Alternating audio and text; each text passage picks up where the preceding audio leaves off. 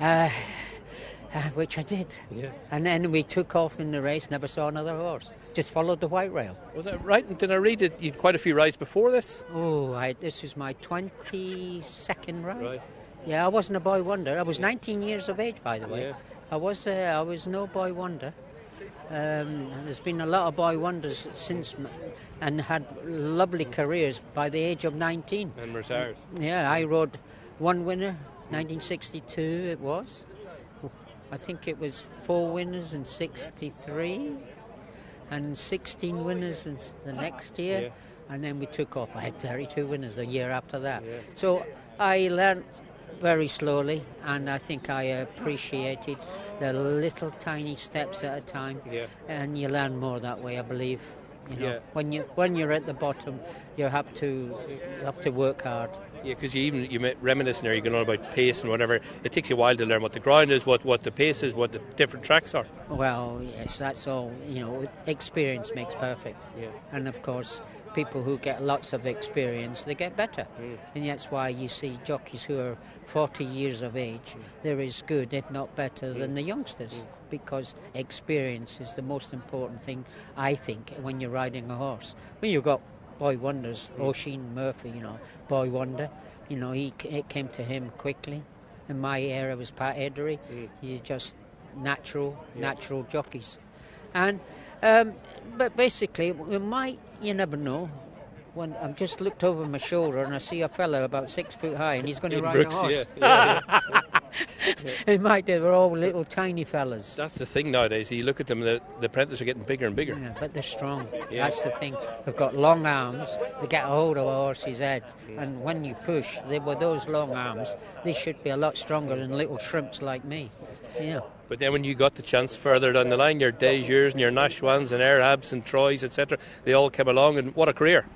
Yes, and that's, well, you'll have to say that's all experience and being lucky to be picked up by Lord Derby and Dick Hearn and that sort of person, you know, helped you on the way. You know, most people who are lucky in life and are successful, they've always got other people who have pushed them and helped them. And I was no different. You know, I had a lot of help in my days. And you must reflect with real pride and fondness. Yeah. I'm a person who always looks forward. I'm trying to breed a bloody winner. Yeah. That's going okay, isn't it, the breeding? Yeah, it's okay. Yeah, it's doing okay. But I'm looking into the future, not the past. But as you said, the past, I keep getting reminded that we did okay. Yeah, we did okay. We got beaten a few days. You're on Belmont, for instance. Yeah. And I'm staying. Jack Berry's invited me to stay last night. I rode a lot of winners for him. But he reminded me about one horse, Todd. Yeah. Do you remember Todd? No, I don't.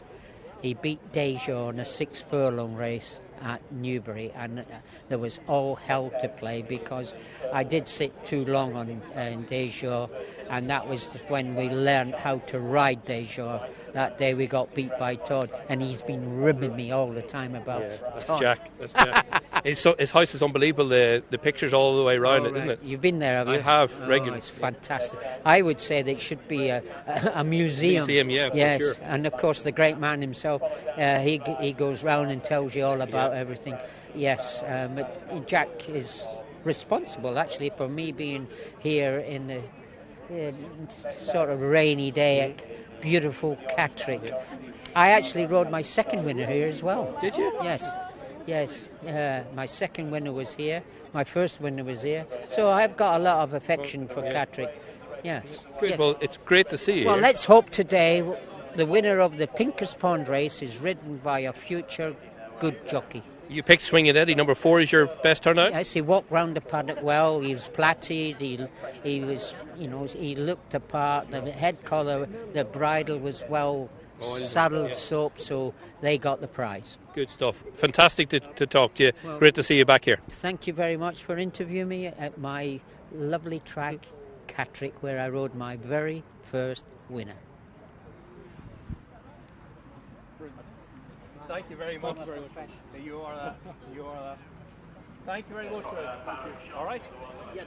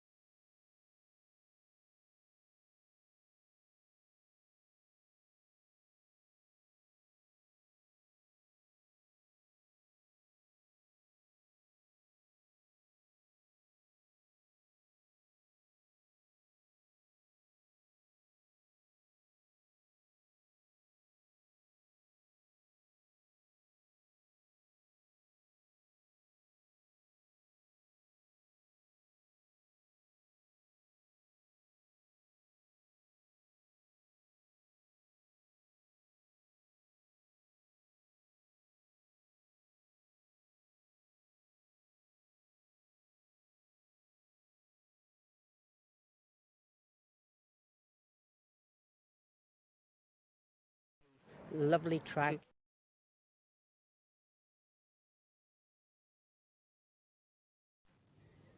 Yeah, that was lovely to hear from Willie Carson, wasn't it? I remember many fond days growing up to both him and Claire Bording presenting the racing on BBC. OK, the first race at Catterick isn't too far away. It's the 250. It's a Class 6 apprentice handicap, and it's over the extended 7 furlongs. Langholm is the top weight and 11-4 market leader. Often runs very well at this track. Shark 2-1, 9-2 next in. Mutanaaseq is 7-1. Obi Joe 8-1. First Dynasty is 8, 17-2 Mrs. Willows, or Miss Willows. Not quite married yet. Swinging Eddie is 11-1, Rain Cap 14s, 20-1, and bigger the rest, all 12 going to post for the opener. This Pinker's Pond Apprentice Handicap. Let's get back to the boys. Good to hear from Willie Carson. He's nominated Swinging Eddie as best turned out. Langham is your favourite, and £4 penalty for that success at Thirsk. And you see here, this is what you get with Langham. You know exactly he's going to lead, and he wears them cheek pieces, but he's generous enough in the finish. He is, yeah. He deserves this. You can't say different, can you? I think he's been second on 5 occasions earlier this season, but he got his head in front, and he did it in good style. Gets on well with Connor Beasley. Made all the running. He won by 2.5 lengths. Good to soft on this occasion, but he'll cope with the slightly softer conditions this afternoon. He's back at a track that he's very familiar with. He's won twice round here in the past. 6 or 7 furlongs doesn't seem to matter to him. It's just a case of Rhys Elliott. Can he get him over from stall 12? And even if he does, he won't necessarily get an easy time, because I thought it was quite a bit of pace on. Yeah, but when he turns in, he might, if he's wider, he might be first dibs at the stand side bend. Yeah, very, very much so. So that's there's every chance that'll happen. So well, hopefully he'll get himself in a good position and make his own way home. But at least he comes here in good form, and he's had that deserved win last time. Shark 2-1, so he's been down to a sort of mark for the last couple of seasons. All right, what he done as a 2-year-old, we knew that how good he was. But he's been running with credit for just missing Morgan Cole. Yeah, and at least he showed last season that he retains the ability to win races. He won over course and distance back in September. He followed it up with a win at Leicester. He's off 58 here, which is nothing like his former days with Richard Fahey. Familiar with the track, he's won here. He's been placed a couple of times, and he's down to a fair mark of 58 compared to his last win of 57. Mutanaaseq 7-1. He'd probably trade bigger than that in the run, because he gets a fair way back, and the setup of this race will suit him because they're going to go very quick. Yeah, that'll suit him. Decent draw in theory in stall 5. Christian Howard takes a ride. It has never won on him, but he's been placed a couple of times. He's seeking his 5th win at the track. He's been placed on 3 occasions as well. He had a really good year last year. He won on, 4 occasions, and he's down to 61, which is 6 load in his last win. First in Destiny is a bit of support for him. 8-1 now. He's just down to a workable mark, surely 58. Yeah, it's one of those horses you think Sam England will get the best out one of these days. I think he was rated 78 when he joined the yard. He's now down to 58. A previous winner for Davies Simcox. So again, he's got the ability to win races. Rain Cap, trained by neighbour of yours, John Riches. If he's going to bounce back, it'll be at this track. Yeah, it definitely will. Yeah, be an appropriate winner considering the weather we've had in the last 24 hours. He too is seeking his 5th course win, 3 places. He's won on soft ground, and again he's won off higher than this. Won the race 12 months ago. He's 14-1 to follow up this year. Right, last couple go forward, and Swinging Eddie and Crocodile Power will complete the lineup. So let's get up to the comedy box and say good afternoon to John Blance, who's going to call them home. Hello, Nyla, Mark, and everyone else. They're ready. Last one coming forward. Swinging Eddie is in.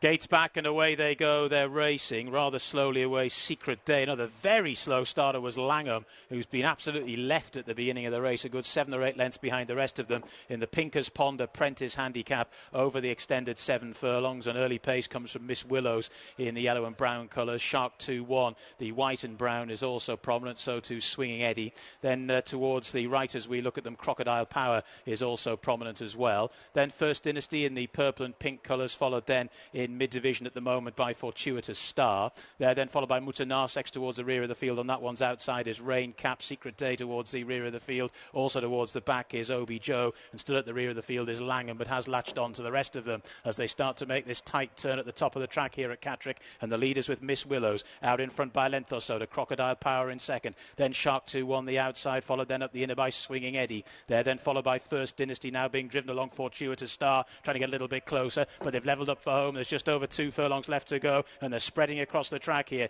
Miss Willows is out in front, and she's been there pretty much since flagfall. In second position, Crocodile Power, who's now looking tired. Then getting into gear now, the black colours of Swinging Eddie. Then down the centre of the track, Shark 2-1, and also First Dynasty. They're inside the final furlong now. It's Miss Willows and Ben Sanderson still with the lead. They're queuing a bit behind, but they haven't got past her yet. It's Miss Willows still by a couple of lengths as they race up towards the line, and Miss Willows has won it. Crocodile Power finished in second. Obi Joe was third in the end, staying on, and in fourth spot was First Dynasty. Your winner for Simon Whittaker and Ben Sanderson, Miss Willows, of a basement mark of 46, has won. Never too far away from the speed.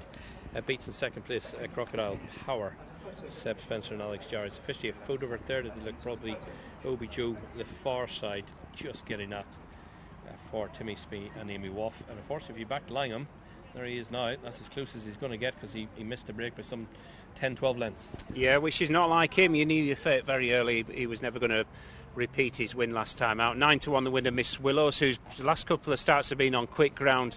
But if you go back towards the end of May, she'd actually finished second round here. That was on soft ground over course and distance, beating the net behind Homer Stokes. So she's reverted to something like that form. Gets off the mark at the 13th attempt. And as you mentioned, she was prominent throughout, coming from stall 8. Yeah, and racing down the centre of the track, the winner did. Obi Joe was the only one to stick across the far side. Yeah, there's a bit of a difference of opinion, wasn't it? Obi Joe and Amy Woff has stuck on the far side. He was behind early, he stayed on, probably in the circumstances. He's run well to finish third. Langham, you don't see it stall 12, you just see his head come out eventually. Yeah, and immediately detached by over half a dozen lengths. It's game up over 7 furlongs around Catterick for him. Decent run from First Dynasty. That's his best performance since he's gone to Sam England. Mentioned he was once rated 78. He's plummeted in the ratings. He stayed on nicely in fourth, and he should hopefully drop on one of these during the summer. Yeah, but the winner's always upward, sort of typical Catterick. Yeah, she was always to the fore, wasn't she? Under Ben Sanderson in the yellow colours, came from stall 8. She was up there early on. Swinging Eddie was never too far away. Shark 2-1 as well in the white with the brown sleeves. Yeah. Langham has latched on at the back of the field, but what happened at the start meant he was never going to get much closer, really. No, not at all. And Secret Day as well, David Thompson's run at the bottom of the weights, he was slowly